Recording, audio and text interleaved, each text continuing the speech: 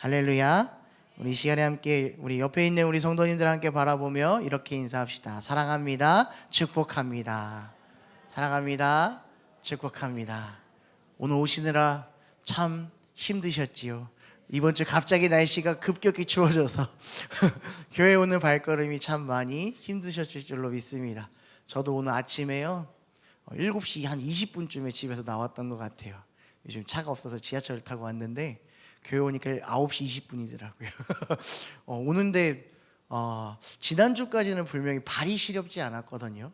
근데 오늘 오는데 참 발이 너무 시렵더라고요. 그래서 불현듯 우리 성도님들 교회 오실 때 추워서 힘드시면 어떨까 이런 생각들을 많이 하게 되었습니다. 그럼에도 불구하고 하나님께서 우리에게 예배의 마음을 품게 해주셨습니다. 오늘 하나님이 또 우리에게 말씀을 또 허락해 주신 만큼 또 좋은 양식, 은혜의 양식 받아먹고 또 한 걸음 한 걸음 주님께로 나아가는 우리 성도님들과 제가 되기를 소망합니다. 요즘 젊은 친구들 사이에서 테스트 같은 걸 굉장히 많이 한다고 하더라고요. 그래서 연인들 사이에 내가 이 사람을 얼마만큼 사랑하는지에 대한 테스트를 한다고 합니다. 제가 그래서 이 어떤 테스트를 하나 갖고 왔냐면 찐사랑 판별법이라고 이런 테스트, 내가 사랑하는 사람을 얼마까지 사랑할 수 있느냐라는 것을 테스트한다고 하더라고요. 우리 한번 예전으로 한번 돌아가 볼까요? 그래서 우리 나의 젊었을 때 남편을 처음 만났을 때, 내 아내를 처음 만났을 때 정말 이런 모습도 내가 사랑할 수 있을까 한번 고민 한번 해보면 좋을 것 같습니다. 첫 번째는 뭐냐면 치킨을 시켰는데 상대방이 치킨 다리를 홀라당 다 먹었을 때 치킨 다리는 한 마리니까 한 마리 시키면 2개밖에 없지 않습니까? 치킨 중에 가장 맛있는 부분 닭다리잖아요. 그거를 나한테 먹어보라 하지도 않고 홀라당 다 아내가 먹어버린 거예요. 저는 절대 이런 걸로 싸우지 않습니다. 왜냐하면 저희 아내가 닭다리를 잘 안 좋아해요. 그래서 항상 저는 닭다리를 좀 많이 먹는 편이긴 합니다. 또 하나는 뭐냐면 입을 벌리고 침을 흘리고 코를 엄청 그르렁드리렁 하면서 잠을 잘 때 참 사랑스럽지만 입을 딱 벌리고 가끔 입에서 이렇게 침도 흘리면서 코를 골면 참 많이 힘들지 않을까요? 그리고 또 데이트나 중요한 자리를 가야 되는데 그냥 티를 입거나 목이 쭉 늘어진 티를 입고 꾸미지도 않고 평범하게 구멍난 바지를 입고 왔을 때 어떤 느낌이 드십니까?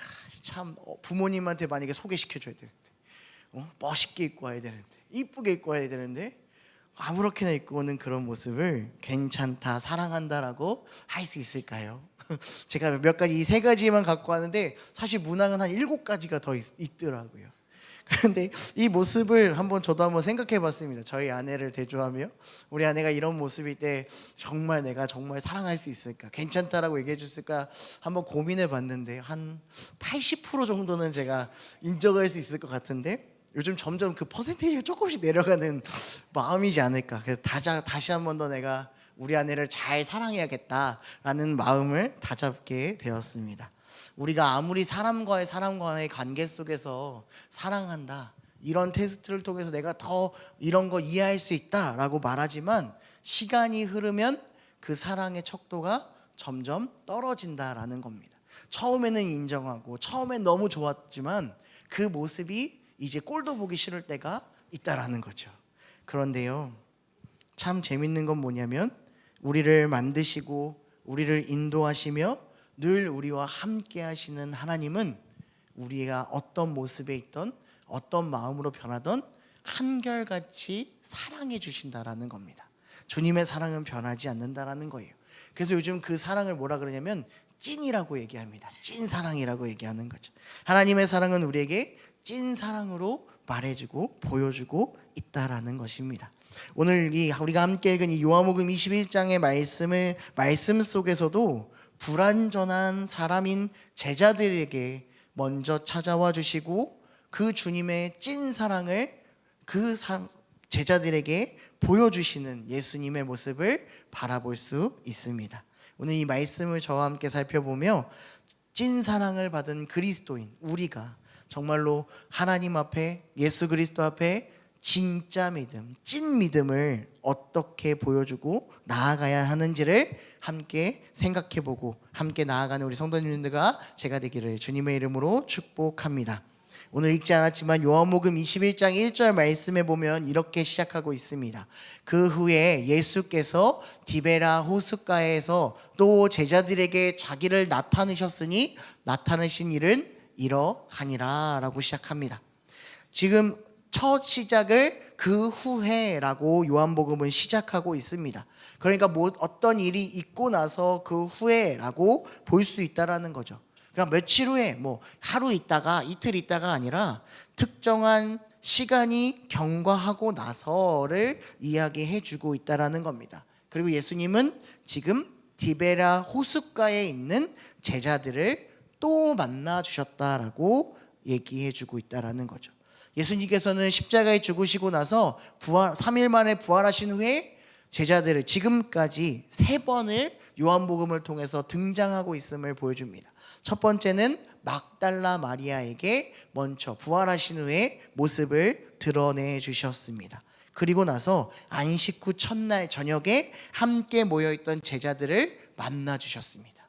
그리고 또 한 번 그 자리에 없던 도마를 한 번 더 만나 주셨다는 것. 그렇게 예수님께서 3번 부활하시고 이렇게 3번 보여주셨다라는 것. 그리고 나서 그 후에 지금 요한복음 21장의 말씀, 이 사건이 등장하고 있다. 이 사건 속에 예수님께서 제자들을 만나 주어서 주님의 찐 사랑을 가르쳐 알려주고 있다라는 겁니다. 그럼 주님이 보여주신 그 사랑에 우리는 어떤 믿음을 보여야 할까요? 먼저는 이전으로 돌아가지 않는 찐 믿음이 필요합니다. 보여야 합니다.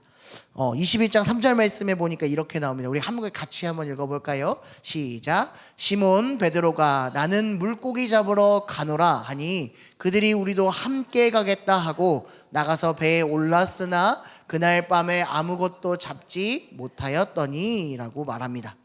예수님의 12제자 중에 시몬 베드로가 먼저 이야기하는 겁니다. 뭐라고 얘기했다고요? 나 물고기 잡으러 갈 거야 라는 거죠. 그러자 그 이야기를 들은 다른 제자들이 나도 함께 가겠다라고 이야기합니다.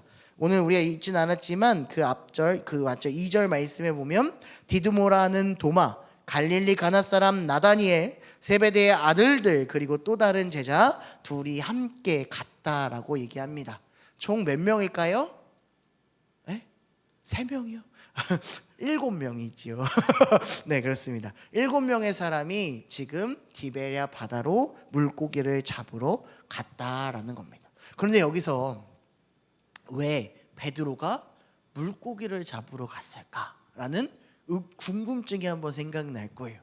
예수님을 만났고 예수님의 제자라면 이제 물고기 잡는 게 아니라 다른 일을 해야 될 것 같은데 왜 갑자기 물고기 잡으러 간다라고 했을까라고 보니까 이제 예수님이 분명하게 말씀해 주셨습니다. 예수님이 다시 오실 것을 베드로는 약속받았습니다. 그러니까 그 약속, 다시 오실 예수님을 기다리면서 뭘 할까 고민해 보니까 뭐가 생각나는 겁니까? 예전에 내가 했던 내 업이 생각나는 거죠.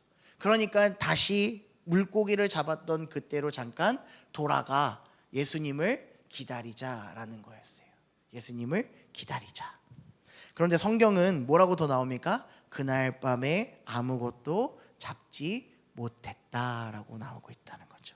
이 말씀을 들으니까 어디 불현듯이 다른 말씀이 막 떠오르실 거예요. 그렇죠? 어떤 말씀일까요? 바로 예수님께서 이 베드로를 처음 부르실 때의 장면이 떠오르실 겁니다. 대답하지 않으셔도 저는 다 알고 있어요. 마음속으로 이미 다 알고 있다라는 것을 알고 있습니다. 왜 그렇습니까? 베드로는 갈릴리 바다에서 어부로 평생 동안 일했습니다. 그럴 때 예수님께서 찾아와 그에게 말씀해 주시고 그를 이제 뭐 하겠다고요? 더 이상 물고기를 낚는 어부가 아니라 사람을 낚는 어부로 만들어 주시고 함께 예수님과 동행했다라는 거죠. 그 예수님의 근처에서 말씀을 듣고 복음을 선포하고 전도 훈련을 하며 주님의 죽으심까지도 다 보았습니다.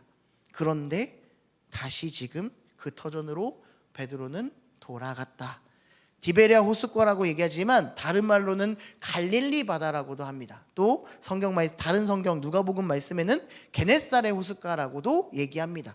그러니까 이전에 일했던 곳, 나의 삶의 터전으로 다시 한 번 더 베드로가 돌아갔다라는 겁니다. 그런데 지금 베드로가 삶의 터전으로 돌아갔다는 게 왜 문제될까? 그게 뭔 잘못이에요? 예수님을 기다리고 있는데요. 분명한 것은 마태복음 4장 19절 말씀에 예수님께서는 베드로를 향해 분명하게 명령한 것이 있었습니다. 우리 같이 한번 읽어봅시다. 시작. 말씀하시되 나를 따라오라. 내가 너희를 사람을 낚는 어부가 되게 하리라 하시니 라고 얘기했습니다. 분명하게 얘기한 건 더 이상 뭐가 아니라 물고기를 낚는 어부가 아니라 누구를 낚는다고요? 사람을 낚는 어부가 되게 한다라는 겁니다.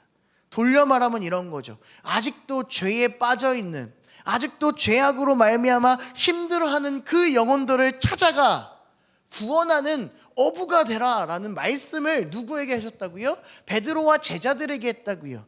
그런데 예수님이 안 계시자 이들이 어디로 갔다고요? 다시 한 번 더 자기가 잘했던 것대로 예전으로 돌아가는 겁니다. 돌아가는 것. 분명히 예수님이 부르시고 예수님이 돌아가시기 전까지 주님과 함께 가면서 주님의 말씀을 배우고 앞으로 우리가 해야 할 일에 대해서 분명한 것을 알았음에도 불구하고 지금 베드로는 주님을 기다릴 때까지 내가 먹고 살 궁리를 하고 있다라는 겁니다. 보여준다라는 거예요. 여기서 말씀 속에 또 무엇이 등장하냐면 그들이 밤새 일했던 타고 나갔던 그 배는 지금 어떤 배를 지칭하냐면 예전에 베드로가 어부 일을 했을 때의 그 배를 의미한다라는 거죠. 그럼 뭡니까? 완전히 어디로 갔다고요? 예전 모습으로 돌아갔음을 보여주는 겁니다. 사랑하는 성도 여러분, 주님은요 우리에게 진짜 찐으로 사랑으로 찾아와 주셨어요. 그리고 우리를 어떻게 해주셨어요? 사랑으로 건져주셨어요. 죄악된 우리의 마음속에 있던 그 죄를 깨끗이 씻어주시고 더 이상 죄에 있지 말고 나와 함께 가자, 걸어가자 막 인도해 주셨어요. 그런데 우리는 자꾸 그 모습을, 그 마음을 잃어버릴 때가 있다라는 거죠. 분명히 주님의 말씀으로 훈련받고 하나님 나 주님과 함께 걸어가겠습니다라고 얘기하지만, 고백하지만 힘듦과 어려움, 나의 삶의 방향성을 잃어버리면 우리는 어디로 돌아가냐면 예전으로 돌아간다라는 거예요. 예전으로. 세상의 죄악 속에 살고 있는 사람들과 같이 말입니다. 우리는 이 사실을 분명하게 이제는 기억해야 합니다.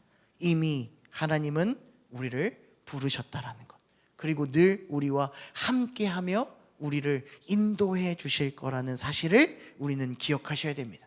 이 사실을 기억하면 이전으로 돌아가지 않습니다. 베드로가 만약 예수님의 명령, 사람을 낚는 어부, 또 다른 말씀에 보면 사람을 취하는 어부가 되게, 사람을 살리는 어부가 됐다면 분명히 물고기를 잡는 그 시간에 어디로 갔을 거라고요? 세상을 향해 걸어갔을 거예요.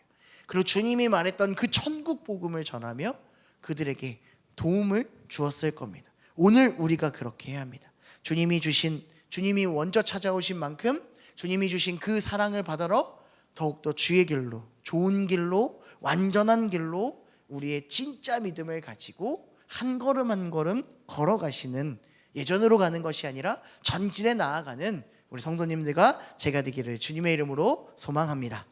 두 번째, 우리가 찐사랑 앞에 우리를 찾아오신 그 주님의 말씀 속에 순종의 믿음이 필요합니다.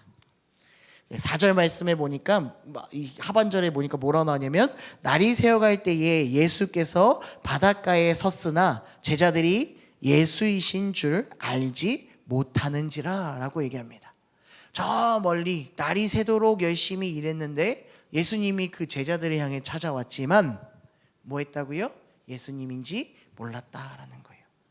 예전으로 돌아가서 날 새도록 원래 했던 대로 열심히 했지만 물고기의 물자도, 미음자도 바라보지 못합니다. 이 사람들이, 어부였던 사람들이 자기의 방법대로, 하고 싶은 대로 했던 방법이 전혀 통하지 않음을 한 번 더 성경은 이야기해주고 있다는 거예요. 사실 충격이지 않겠습니까? 베드로는 이 물고기 업 중에 두 번 충격이 왔을 것 같아요. 첫 번째는 예수님이 나를 불렀을 때 물고기를 한 번도 못 잡았던, 두 번째 충격은 바로 오늘이지 않을까 싶습니다. 또 못 잡았다라는 거예요. 아무리 내가 주님을 따라다니면서 뭐 물고기 하는 거, 거부질 하는 거 잃어버릴 수 있지만 그래도 감이 있고 노하우가 있는데요, 그거 못할까 생각하는 마음으로 던졌지만 그게 안 된다라는 거예요. 그런 제자들을 향해 예수님이 먼저 찾아와 주셨다라는 겁니다. 먼저 찾아와 주셨어요. 그런데 참 재밌는 건 여기서 제자들은 예수님을 알지 못했다라고 얘기했잖아요. 한 번 더 이 제자들은요, 믿음의 좀 무지함을 보여준 적이 있어요. 언제였냐면 누가복음 말씀에 보면 이 여인들, 예수님이 부활하시고 여인들이 예수님을 먼저 만납니다. 그리고 예수님의 부활하신 소식을 모여있던 제자들을 향해서 달려가서 예수님이 살아나셨습니다, 예수님이 부활하셨어요 말씀대로 알려줬는데 제자들이 어떻게 했다고요? 말도 안 되는 소리 하지 말라고. 뭘 살아나요? 이미 죽으신 분인데 뭘 살아납니까? 라고 믿는 이가 한 명도 없었다라는 거예요. 그러니 예수님이 다시 오시겠다라고 말씀했는데 그 새벽에 오는 그 사람이 예수님인지 아닌지를 제자들이 믿지 않았다라는 거예요. 않았다라는 거. 특히 베드로라면 더 믿지 못하지 않겠습니까? 베드로, 예수님은 뭐라고 얘기했습니다. 주는 그리스도시요 살아계신 하나님의 아들입니다 라고 외쳤던 그 사람이 예수님이 잡히시던 그날 밤에 닭이 3번 울기 전에 예수님을 3번 부인했습니다. 근데 모르고 부인한 것도 아니었어요. 예수님 분명히 알려주셨잖아요. 너가 이 밤에 닭이 3번 울기 전에 나를 3번이나 부인할 것이다 라고 얘기했을 때 베드로 뭐라고 했대요? 아유 주님, 말도 안 되는 소리 하지 마요. 내 믿음이 어떤데요? 나는 그러지 않을 겁니다. 그럼에도 불구하고 베드로가 부인했다고요. 그런 마음이 있는데, 그래서 도망가고 힘들어하는데 당연히 예수님인지 아닌지 볼 수 없었겠지요. 그런 상황 속에서 예수님이 제자들을 향해서 말씀합니다. 뭐라고 얘기합니까? 오른쪽에 그물을 내리라라는 거예요. 오른쪽에, 배 오른편에 던지라. 그리하면 잡으리라라는 거예요. 오른쪽에 던져도 받고 밤새도록 왼쪽에도 던져봤고 앞에도 던져보고 포인트도 바꿔서 던져보고 아무것도 안 잡혔는데 이 날이 새는 그날에, 그 새벽 미명에 오른쪽에 던지면 잡힌다니 말이 안 되잖아요. 근데 이 제자들이 어떻게 했습니까? 그대로 순종했다라는 거. 그러니까 어떻게 돼요? 또 물고기가 많이 잡혔다라는 겁니다. 오늘 우리에게도 주님은 먼저 찾아와 주시고 우리에게 말씀해 주십니다. 여호수아 말씀에도 그런 말씀이 있잖아요. 여호수아 1장 8절 말씀에 우리 같이 한번 읽어볼까요? 여호수아 1장 8절 시작. 이 율법책을 내 입에서 떠나게 하지 하며 주야로 그것을 묵상하여 그 안에 기록된 대로 다 지켜 행하라. 그리하면 내 길이 평탄하게 될 것이며 내가 형통하리라. 아멘. 모세가 죽었습니다. 이제 가나안 땅을 들어가야 되는데 지도자인 모세가 죽고 그의 수종인 여호수아가 이제 그들을 이끌어야 될 때에 어떻게 할지 몰라고 마음도 힘들 때 하나님이 먼저 찾아와 말씀하신 거예요. 내 율법책을 묵상하라. 그리고 그 말씀대로 지켜 행하라. 그리하면 형통하리라. 내가 너를 평탄케 하리라. 진짜 그 말씀대로 했을 때 이스라엘 백성들 어떻게 했습니까? 승승장구했다고요. 근데 그 말씀을 잃어버리고 하나님의 뜻대로 하지 않으니까 어떻게 됐어요? 패했다고요. 아이성, 여리고성은 그렇게 잘해놓고 그 작은 아이성은 그렇게 피를 흘리며 실패한 인생이 되어버렸다고요. 오늘 그 말씀이, 그 영혼, 그 뜻이 오늘을 살고 있는 우리에게도 임할 줄로 믿습니다. 주님이 먼저 우리를 찾아와 주시고 우리에게 말씀합니다. 나의 말을 기억하라. 지난 주일날 목사님이 설교하셨잖아요. 모든 것들을 기억하라고요. 기억하면 어떻게 된다고요? 형통하게 해주신다고요. 그래서 우리의 말씀을 묵상하고 지켜 행해야 합니다. 그거대로 나아가야 합니다. 그런데 그게 쉽습니까? 어렵습니다. 말씀을 지키는 건, 말씀대로 사는 건 정말 어렵다라는 거예요. 너무 힘들어요. 그래도 우리는 노력하셔야 된다라는 겁니다. 한 번 해보고 안 되고 그냥 포기하면 그냥 결국은 포기자가 되는 거예요. 결국은 많은 것들을 힘들고 지치고 깨졌을 때에 단단한 믿음, 진짜 믿음을 갖고 하나님의 말씀에 순종하는 진정한 그리스도인이 될 수 있다라는 겁니다. 오늘 그렇게 하나님이 우리를 만들어 주십니다. 사랑하는 성도 여러분, 늘 평탄한 삶을 살고 싶지 않습니까? 걱정 없고 염려 없는 삶을 살고 싶지 않습니까? 그러면 이제 주의 말씀을 붙잡고 그 말씀을 포기하지 않고 순종하면 됩니다. 그게 진짜 믿음이에요. 순종은 뭡니까? 의심하지 않는 겁니다. 아, 이렇게 하면 잘 될까? 저렇게 하면 잘 될까? 의심하지 않는 겁니다. 그냥 이게 있으면 아멘 하고 가면 되는 거예요. 저를 보면 아시잖아요.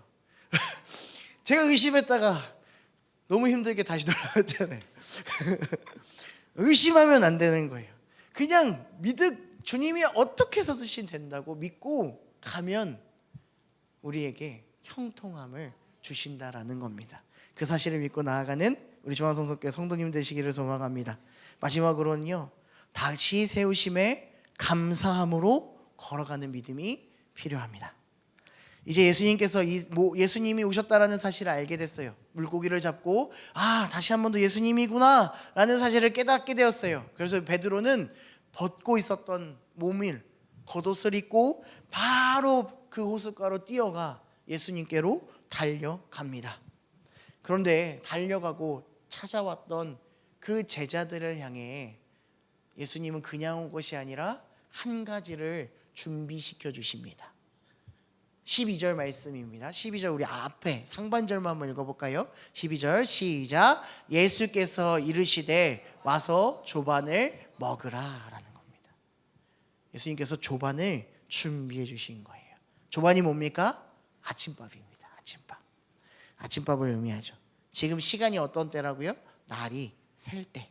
그러니까 새벽 미명을 얘기하겠죠. 이 물고기는요, 원래 이스라엘의 물고기를 잡을 때는 밤에 한다고 하잖아요. 밤에 물고기를 하고 새벽에 나와서 손질을 해서 집에 가 오전밥을 먹고 쉬는 그러한 날에 예수님께서 지금 이들에게 아침밥을 준비해 주신 겁니다. 힘들고 지친 그 영혼들에게 식사를 준비해 주시며 조반을 먹으라 라고 교제를 맺는 것입니다. 이게 바로 예수님이 다시 한 번 더 세워주시는 방법이라는 거예요. 힘들고 지친 영혼들에게 먹이셔서 힘을 주심으로 말미암아 너의 갈 길을 알려주신다라는 겁니다. 다시 세워주시는 거예요. 섬기며 그들에게 올바로 걸어갈 수 있는 방법을 알려주시는 겁니다.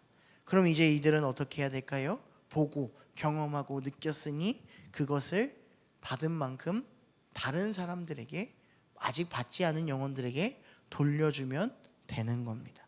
그것을 준 거예요. 예전에 베드로가 받았던 어부로의 삶, 물고기를 낚는 어부가 아닌 이제 사람을 취하는 어부가 진정으로 갈 수 있는 것을 다시 한 번 더 깨우쳐 주는 겁니다. 방금도 얘기했지만 저도 그랬던 것 같습니다. 올해 저는 사실 이 중앙성서교회 앞발을 못 붙일 줄 알았어요. 다시 못 올 줄 알았어요. 사실 저의 생각으로 이거는 아니다 하고 떠났던 몸인지라 작년에도 몇 번 왔다 갔다 했거든요. 한 3-4번 정도 교회를 오고 보고 또 그랬던 것 같습니다. 이제는 올 수 없겠구나, 성도님들을 뵐 수 없겠구나 라고 생각했었어요. 근데 절대 일어날 수 없었던 일이 작년 가을 끝자락부터 저에게 일어나기 시작했어요. 사실 많은 고민이 있었고 과연 이게 맞을까라는 생각도 했었어요. 근데 뭔가 하나하나 하나님이 또 한 번 더 이 길로 저를 인도하심을 보게 되었어요. 그래서 참 감사하게 담임 목사님께서 불러주셨고 하나님의 인도하심대로 이곳에 오게 되었습니다. 사실 제가 1월 첫 주에요, 저 앞에 안내를 쓰고 딱 섰는데 너무 떨리더라고요. 과연 우리 성도님들이 과연 저에게 뭐라고 할까? 뭐 화를 내시고 뭐 해도 당연히 내가 감당해야 될 부분인지라 마음을 먹고 인사를 드렸을 때에 우리 성도님들은 저한테 어떻게 했냐면 따뜻하게 웃어주시면서 저를 반겨주셨어요. 얼마나 감사한지 모르겠어요. 하나님이 저를 이렇게 또 세워주시는구나. 주님이 다시 한 번 더 이곳에 보내주시고 더 헌신하라고, 더 참된 목자가 되라고 나를 또 세워주시는 거라는 것을 한 번 더 생각했습니다. 그래서 제가 2월 이날 설교라는 사실을 듣고 바로 생각한 게 바로 이 본문이었어요. 하나님이 나를, 그 제자들을 세워주시는 이 본문. 저는 사실 오늘도 설교라고 해서 저 밖에서 좀 떨었거든요. 엄청 떨리더라고요. 너무 떨리더라고요. 그럼에도 불구하고 하나님이 강대함과 참 선한 마음을 또 한 번 더 우리에게 허락해 주셨습니다. 이처럼 하나님께서 우리 성도님들도 세워주셨습니다. 저도 세워주신 만큼 하나님이 우리 성도님들을 세워주시고 부르시고 다시 한 번 더 연약한 영혼들을 향해, 내가 만들었지만 아직까지 주님을 모르고 세상 속에 세상의 쾌락과 세상의 그 모든 것에 타협하고 살고 있는 그 연약한 영혼들을 위해 우리를 세우시고 우리를 먹여주시며 가라 말씀합니다. 오늘 그 사실을 기억하며 감사할 줄로 믿습니다. 주님이 나를 선택해 주셨잖아요. 얼마나 감사한 일이에요. 우리 주님이 주신 그 사명 감당하는 믿음이 되시기를 소망합니다. 우리의 소명, 우리의 사명이 무엇입니까? 마태복음 28장 19절에서 20절 말씀 우리 같이 한 번 더 고백합시다. 마태복음 28장 19절 말씀 20절 말씀을 같이 읽겠습니다. 시작. 그러므로 너희는 가서 모든 민족을 제자로 삼아 아버지와 아들과 성령의 이름으로 세례를 베풀고 내가 너희에게 분부한 모든 것을 가르쳐 지키게 하라. 볼지어다 내가 세상 끝날까지 너희와 항상 함께 있으리라 하시니라. 아멘. 예수 그리스도를 전하는 일, 복음을 외치는 일, 가서 모든 영혼들이 예수님의 제자로 삼는 일, 그게 바로 우리의 사명이라는 겁니다. 사명이라는, 쉬운 것 같지만 어려운 일이지요. 안 해본 것 아니지만 잘 안 될 수 있습니다. 그래도 올해 우리는 복음, 예수 그리스도를 외치는 겁니다. 우리 교회 표어잖아요. 복음을 외치는 겁니다. 예수님을 믿으십시오. 그 예수님을 믿으면 우리에게 형통함이 있습니다. 예수님을 믿으면 주님이 우리와 끝까지 함께 하신다 했습니다. 믿고 따르십시오라고 외치십시오. 그러면 아무리 힘들어도, 아무리 고난이 와도, 앞이 보이지 않아도 주님이 먼저 찾아와 우리를 먹여주시고 세워주실 줄로 믿습니다. 그 사실을 믿고 감사하며 진짜 찐 믿음으로 찐 사랑을 누리며 한 걸음 한 걸음 나아가는 우리 성도님 되시기를 소망합니다. 오늘 말씀을 마무리하기를 소망합니다. 오늘 요한복음 21장의 말씀을 통해 예수님을 기다리던 제자들이 다시 예전의 삶으로 돌아가고 그 모습을 통해 다시 한 번 더 만나주시고 세워주시는 모습을 살펴보았습니다. 이게 진짜 찐 아닙니까? 트로트 가요 중에 이게 있잖아요. 찐이야. 찐이야. 완전 찐이야. 이런 노래가 있잖아요. 이게 다른 세상 속의 찐이 아니라 누가 찐이라고요? 예수 그리스도의 사랑이 찐인 겁니다. 다른 게 찐이 아닙니다. 우리가 그 찐 사랑이 우리 안에 있습니다. 우리와 함께 합니다. 그 찐 사랑에 진짜 믿음, 찐 믿음으로 화답하는 우리 성도님들 되기를 소망합니다.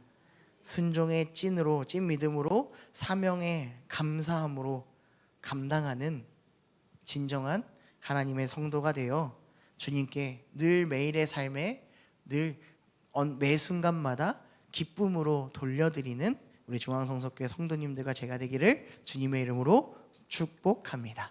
우리 함께 기도하겠습니다.